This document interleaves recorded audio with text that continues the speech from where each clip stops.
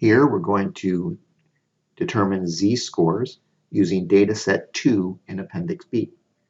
To get the z-scores, we have to go to Analyze, Descriptives, Descriptives, and then take the variable that we would like, salary, move it over, but make sure that we check this Save Standardized Values as Variables box. Now when we run it, we will get our output, but we will also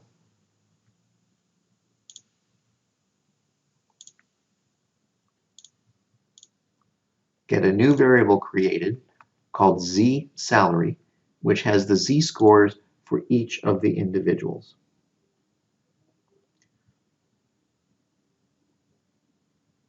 To get the average z-scores for each of our subgroups, we'll go back to Analyze Descriptive Statistics, or Analyze Compare Means, get our average z-score for each sex.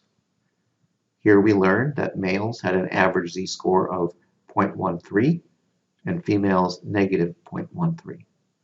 Overall, the average of the z-scores will always be 0.